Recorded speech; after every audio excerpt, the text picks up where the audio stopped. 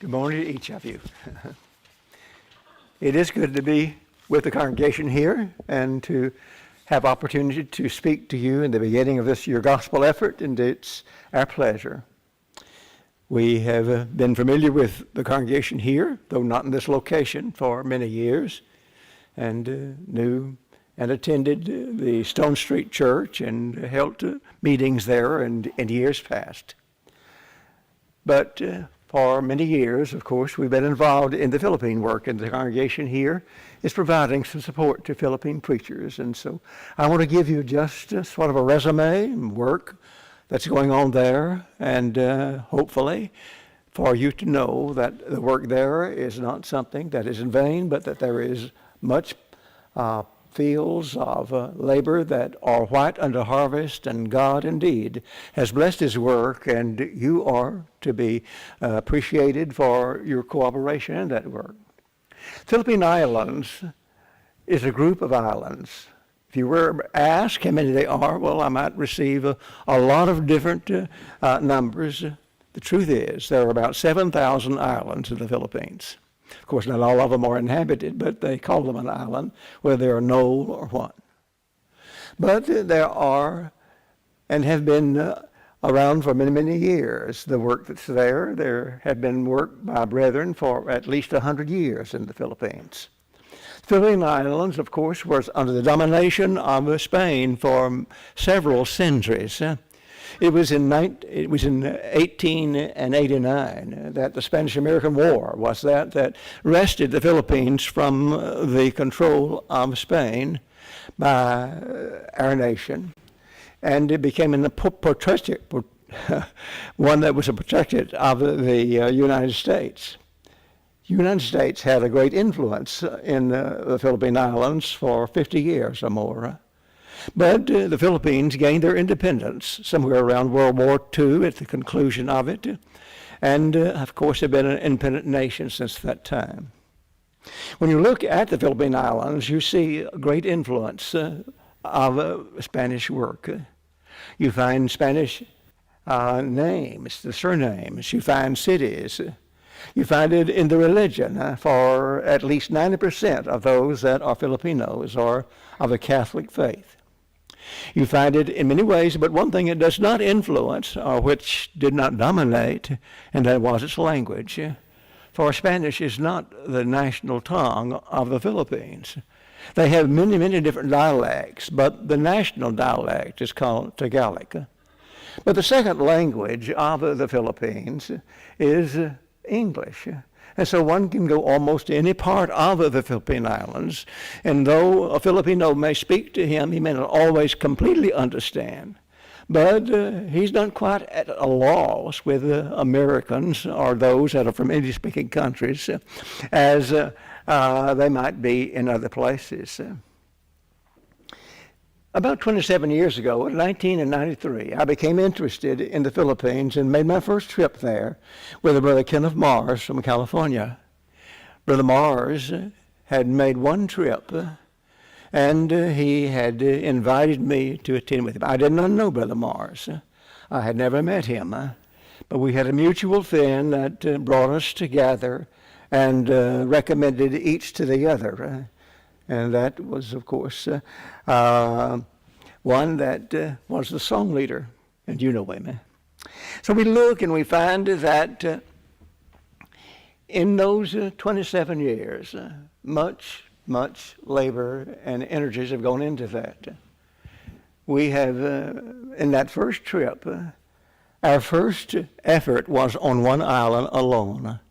We preached on the island of Luzon. Luzon is the largest northern island of the Philippines, and it has likewise the capital for Metro Manila is there. The population of the islands is hard to estimate. I looked it up on Google, and it said that the population was 9 million. But that was astonishing, since it likewise gave the population of Manila as being around 21 million. So figure that out if you can. So there are probably 100 million people that are in the Philippine Islands. In those weeks that I worked with Brother Mars, there were 4 different areas that we labored in. We labored in northeast Luzon, in a province, for they call their places similar to our states a province. And that province was the Cagayan province. And that province, the work had just newly been opened, and Rhoda Gemphead was he who was sort of ramrodding and opening the work there. Rhoda had been there about 10 years, and he had planted a work in the city of Tuguegarao. And he was one that was very energetic, and not only was interested in the work there in Tuguegarao, but throughout the whole of the province. We labored with him about a week, and then we moved down to Manila. Traveling those years ago was somewhat different than now. When I go to the Philippines and I've got to go to another island, I always fly, but not then. Then we traveled from place to place by bus, and it was a long, arduous journey. And if we were going from island to islands, very seldom did you fly. You took a ferry. So time of transportation was that took up much of our time. But we traveled to Manila, and worked with Brother Ben Cruz. Ben Cruz was a very fine laborer.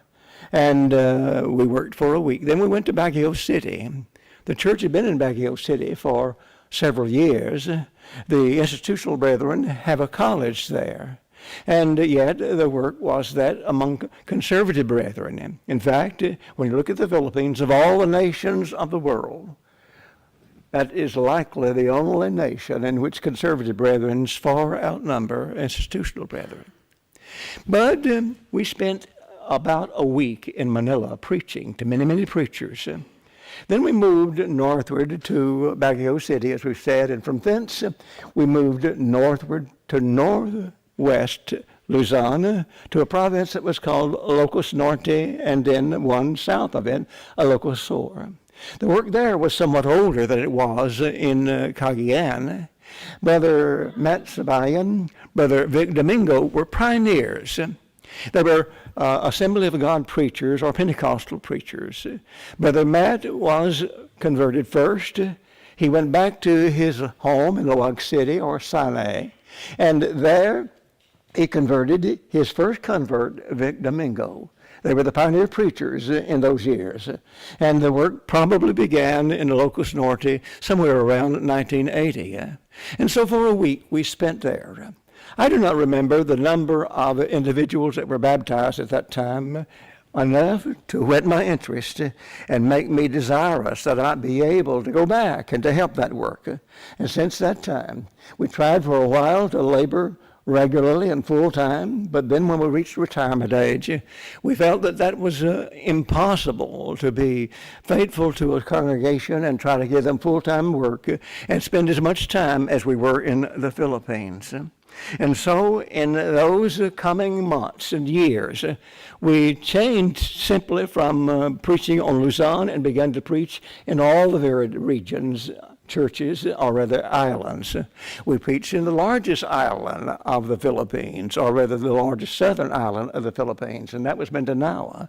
We preached in Cebu. We preached in Pagadian City. We preached in Palawan, in an island called Negros.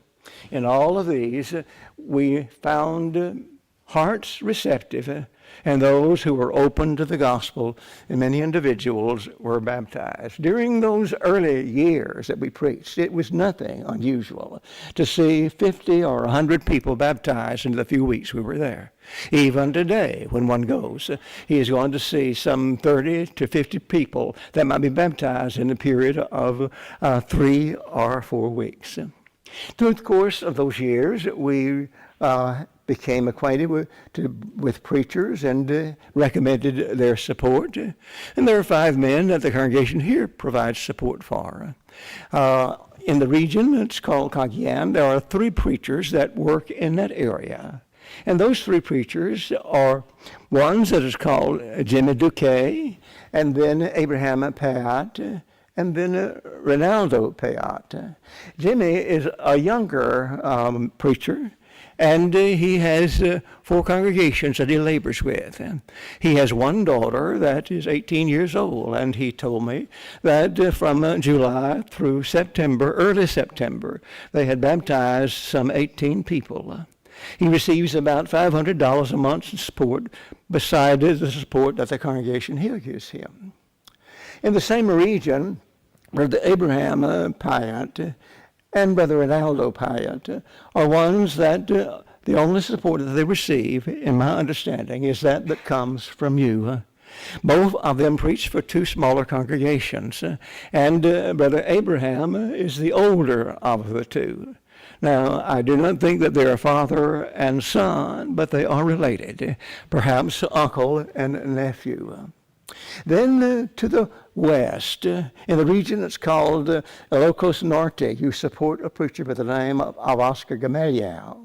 And Oscar was a young man when first we knew him, an unmarried, a single man. Today, he is a father of 8 children. And it's hard for me to conceive of the fact that in the time when first I met him, he was just a young man, yet not married. That today he should be the father of 8 children, 2 of whom are in college, 4 of whom are in high school, and 2 of whom are in elementary school. He receives about $500 a month beside the support that you give. To the south, in the island of Mindanao, is a brother by the name of Edgar Tejera. And Edgar was one that I met. I do not know whether he was Presbyterian or Baptist. He was Calvinistic. And I spent a period of time studying with him and teaching him, and he obeyed the gospel. He lives and works in the city of General Santos City. And in that, their congregation has about 30 people that are attending on the Lord's Day. The only support that he receives is support that he gets from the congregation here, plus some brother in the U.S. sends him $27 a month. And when we look at that, I want to tell you that even though it's been 27 years since first we set foot on the soil of the Philippines, the work there is still a field that is white unto harvest. I would like to suggest to you that there are several reasons why that is true. And when you look at the number of baptisms that are there, people say, is it real? Are the individuals that just baptize and then they're gone? Well, there are those that do not remain faithful, just as here in the States there are those that do not remain faithful. Now, what the majority of lost might be compared to those that are here, I have no way of knowing. But I do know that there are likewise many that remain faithful, and the convictions are genuine and true. Let me tell you why that their convictions are genuine and true. When I went to the Philippines in 1993, and the last trip that I made was last October, a year ago, I think I can safely say, brethren, that in the places that I visited in 1993, and the same places that I visited in 2019, that there are twice as many congregations now as there were then. I think I can safely say that. But not only is that true, you see that demonstrated in many ways. In 1999, I preached on an island that was called Negros. In Negros, in northern Negros, it's called Negros Occidental. In Negros, the church was relatively unknown. Very few congregations, very few Christians that was there. A preacher by the name of Johnny Hoodlum, a very zealous and faithful brother, came to Mindanao and converted a couple of preachers and asked me if I would come and preach on that island. And I did. The place we met was by the seaside, just a little covered building. It was hot, and you expect that in the Philippines. But though it was, he and those few preachers that he had converted, a couple of them, had rounded up their denominational preaching brethren and invited them to come. We had about 70 denominational preachers. Think about that. Having 70 preachers from denominations. And at the conclusion of our lectures there, about a dozen of them had accepted the gospel and been obedient to the gospel of Christ. They went home, but they had to start all over again. Few of them were able to convert completely their congregations. Most of them were able to convert a few and have a nucleus to begin with. And yet, from that small beginning in 1999, there are now 30 congregations in that same region where there were just a dozen preachers in 1999. Last October, I preached on that island again. And there were those that came from those congregations. And there were about 200 or 225 people that gathered to hear the preaching of the gospel. Most of those preachers that were converted in that period of time still are remaining faithful to the Lord. But you know, not only is that true, we look at the fact that their conversions and their convictions is genuine because we look at the local congregations as their growth. In the Locus Norte, I've mentioned already Brother Vic Domingo. Two men pioneered this work, and two men could hardly be dissimilar than Matt Savian and Vic Domingo. Very often or very frequently, I heard Brother Matt speak. Seldom did I hear Brother Vic speak. Brother Vic had a personality about him, however, that was one-on-one. He was loved. He was appreciated. When we were there, congregation where he lived, and where he lived, rather, was a little village that could scarcely be called a town. Just a little byway and a road byway in which that Brother Vic lived. He had his farm, and there were various denominations that were there. There was Baptist, there were Pentecostal, if I remember correctly, and there was also a Catholic church. Today, the only congregation meeting in that region is the Lord's church. That's all. Brother Vic began. He worked. He preached. He converted. When first we went there, their building was just a cover was all. He had a concrete floor and a tin roof, open air. The congregation grew, though there was no town. At one time, it probably numbered 250 people coming from everywhere. But because of transportation, the congregation is not that large today because they have started perhaps a dozen churches in that region. The churches have grown internally. But as I look, I see the convictions that are genuine in other ways. I look and I see the growth of local congregations, not only numerically, but as they're expanding as far as their physical buildings are concerned. When we went to Manila, Brother Ben Cruz was the faithful preacher there. They did not have a building of their own. They met in a sort of a community building. Today, they have a building. It would not be fine by your standards, but it's fine for the Philippines. A congregation of 100 or more meet there. It is one of the strongest churches and perhaps the largest church as far as Manila is concerned. 100 or more Christians meet there. They are fully organized. They have elders and deacons. And the congregation supports preachers as they go out, as well as a number of widows that are supported by the congregation. Taguigaro. When we went there, Brother Rody Cumbad was the preacher. He still is. But the congregation's building is entirely different. It was a building that was rotten or built of rotten lumber. Today, they have a nice stone building in which Christians meet, and more than 100 meet on the Lord's Day.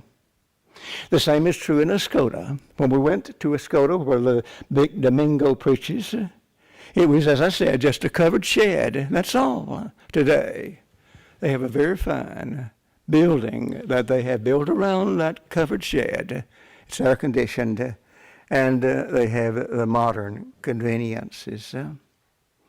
I see it demonstrated in the faith of these brethren. I see these brethren as their faith is demonstrated as they are growing spiritually, appointing elders and deacons, standing, seeking to not only teach the fundamentals, but as well as that, try to preach regarding morals and other things that congregations need. But one of the things, brethren, that impresses me the most is the fact that, is their convictions genuine? Let me tell you that in one way you can see that their convictions are genuine is the fact that the Filipinos, if you've been in any hospitals and other places, are a migrating people. They are a people and a nation that is exiting from their country, going to other lands, and understandably so. Because poverty is that is rampant throughout the islands. And so they want something better. And they feel they can't find it in the Philippines as far as their needs, as far as their physical needs are concerned, so they go elsewhere. Do they leave their faith behind? Well, some do. But if you've been in various congregations in the United States, you're going to see some Filipinos that were converted in the Philippines and have come to the States, but have sought out churches that they might worship with them and that they might do what they were taught to do, to remember the Lord on the first day of the week. But more than that, brethren, let me tell you, they don't just migrate to the United States. They go all over the world. Did you know that in Canada, many Filipinos are there? And at least 2 or 3 congregations are composed almost entirely of Philippines that were converted in the Philippines, that came to Canada. But they didn't leave their faith in the Philippines. They brought it with them. England has a large population of those that are Filipinos who are in Christians there and are in congregations of the Lord's people there. France, Norway, Australia. I stayed this past October with a young couple by the name of Faith and Egden Sabio. They lived near Log City. They had 2 small children at the time. The years, their oldest, they had 1 daughter and 1 son. Their son grew up, and he's in Australia. But he's faithful. And that's the story. Conversions are genuine because these individuals carry their faith with them. There are likely 1,000 or more congregations of God's people in the Philippine Islands. How many Christians? I do not know. But God knows, and that's the important thing. 2020 has not been an easy year for us here in the United States. And it certainly has not been an easy year for poverty-ridden third world countries or second world countries. The Philippines have one of the most strictest codes as far as COVID-19 that you can possibly imagine. It is difficult for Filipinos to travel themselves from one province to another. A preacher brother by the name of Junipatan, whom I've known for many years, preached and labored in Pagadian City on Mindanao. And then he went to Cebu City and planted the church there in that region in which he is. And for some reason, he went home to Pagadian City to visit with them when the COVID-19 struck. Brethren, for 5 months, Brother Upton was not able to go home. He had to remain in Pagadian City. His government would not allow him to go back to Cebu City, which was his home. People that are over 60 cannot get out, except just to go perhaps to the grocery store. And children and young people under 21 cannot get out. The work is restricted greatly. The government promised, brethren, that they would provide, but like so many government promises, it was an empty promise. An empty promise. Our Philippine brethren have much lessons to teach us because they have been hurt so badly, and so many of them are hungry because the government has not provided for them. But if they get out to try to go to work, well, they're liable to be arrested. Just last week, I received an email, which was not unusual because it's frequent that I receive such, from a preacher brother that I know saying, "Brother Jim, help us. There are 14 congregations here that need help badly. Just 70 sacks of rice would help to feed the Christians that are here." But I didn't have the funds to do it. But if the COVID-19 was a test of their faith, I assure you that some of the brethren in the region called Mindanao have had their faith tested with a double dose. In fact, several of them tell me that what I'm about to tell you hurt them worse than COVID-19. I preached for about 3 days in Mindanao in a region that was called Diga City, and then went northward a little bit. I'd preached and left and went a little bit further north to preach for a congregation, to go back to Luzon. And when I had gone back to Luzon, 2 or 3 days after, the brethren that I'd preached in Diga City, that entire region was smitten by a terrible earthquake. It wasn't just one.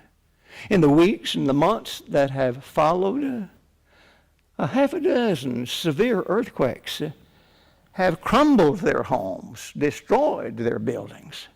And it is a region where so many Christians are found for the work in that region. That's been there 40 or 50 years. They are hurting. Hundreds of Christians had no homes.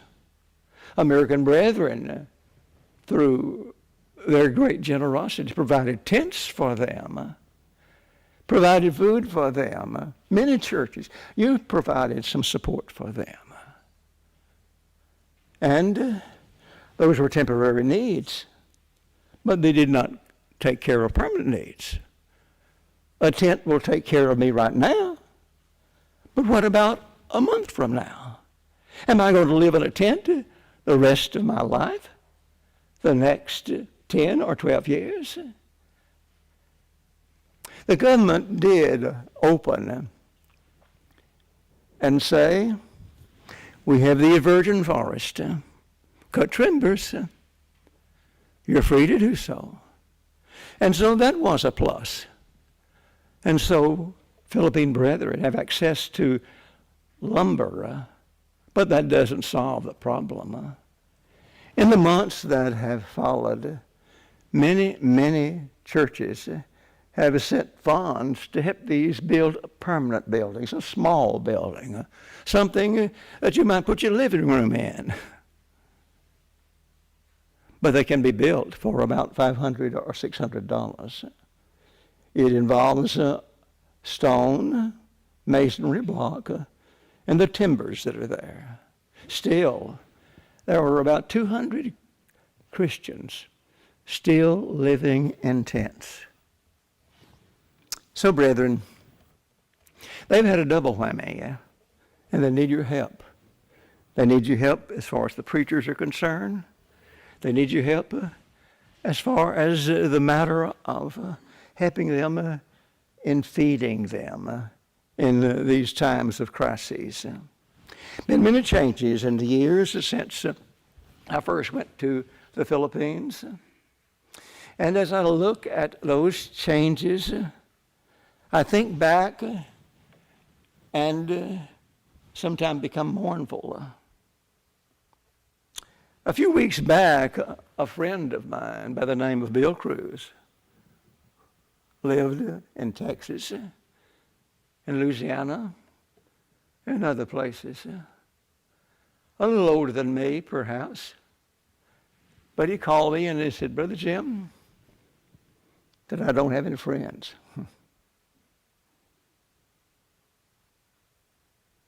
Oh, I've got brethren. They would do anything on the earth for me. They would help me in any way. But my friends are gone. They've all died. I don't have any friends. You know, that's one of the disadvantages of growing old. You lose your friends. And when I look back and think about the changes that are in our world, in the U.S., and I see the changes that are in the Philippines, I'm reminiscent of that. I try not to be mournful about it, but facts is facts. Brother Ben Cruz, who warmly greeted me on that first trip in 1963, is gone. He's gone. Brother Vic Domingo, a brother that I love so dearly, a brother in whose home I stayed many times, who made me always feel so welcome, is gone. Brother Ramon Carino, a preacher in Mindanao, is gone. Brother Cipriano Carpintero, a preacher that was instrumental in getting me to come to Mindanao, is gone. He begged me to come and preach. And so I determined I would. Mindanao is guerrilla infested. It has a large populace of Muslim. And it was worse then than it is now. I had promised to the brethren, I will come to Mindanao. But when I got into Manila, the Muslim rebel had gone through a city that I was to preach close to and killed 50 Filipinos. Philippine brethren in Manila said, Brother Jim, you can't go. It's too dangerous to go. I promised to go. What was I going to do? Brother Ronald Halbrook went with me on that very first trip, and we went to another island, and I was pondering, what am I going to do? And I asked the Lord, Lord, help me to know what to do. Shall I fulfill my word? Shall I commit, do what I promised I would do? And we went to that island. And Brother Cipriano Carpintero came from the region I was going to preach in. And he came to Manila by ferry to tell me, it's okay, you can come. But I wasn't there. I was in another island. You know what he did? He got on a ferry and traveled another day or two to Negros, southern Negros. And he said, Brother Jim, it's okay. And I took that as an answer to my prayer. And I went. And it was okay. And the work was that was something that was inspiration to me in the years to come. But Brother Carpenter is gone. A new generation is there. But that's no matter that is confined to the Philippines. I look here in the U.S. and I see the same thing here. Preachers that I knew when I was young are gone, middle-aged. They're gone. But we have a new generation. And we trust that as the gospel is committed into their hands, it will be that will be safely entrusted, and that the gospel will continue in progress. Many changes. Still, brethren, may I tell you that the gospel's not changed. It still has the power of God unto salvation. It is the only power of God unto salvation. If man is going to be saved, it will be by and through the gospel. And it still is quick and powerful and sharper than an two-edged sword. We just need to learn that it must be that we use and utilize to convert individuals to Christ. Nothing else will do. We can try all kinds of social programs. We can try all kinds of entertainment and recreation, but nothing will do the matter of saving the soul but preaching the precious gospel of Jesus Christ. And you know, brethren, there still is a need for the gospel. Still a need. The gospel still will convert anyone that will have an honest heart. Because the gospel is the seed. It is said that many years ago that a pyramid was opened in Egypt. And slumbering in that was the one that had built it or had had it built. And along with it were the things that were given to him. And there was a jar in that pyramid, in that burial chamber, that had some wheat seed. They had slumbered and been dormant for 1,000 years or more. But those seeds were taken and they were planted. You know what? They grew. They germinated. And you know what? It was wheat. That's what it was. And that's the way it is with the gospel. The gospel's the power. We just need to preach it. And the soul still needs the gospel. We're still lost in sin. The nature of the soul isn't one iota different than it was 2,000 years ago. Man is created in the image of God. My body is going to go back to the dust. But I have a spirit that will never cease to be. God breathed into my nostrils the breath of life. That is, Adam and man descended from him. But God placed eternity in the hearts of all men. He made you have an eternal and immortal soul. And Jesus asked a question. And that question was, what is a man profited if he gained the whole world and lose his soul? Or what shall a man give in exchange for his soul? No matter how much I amass, as far as this world is concerned, no matter what I may add to what my parents may have left me,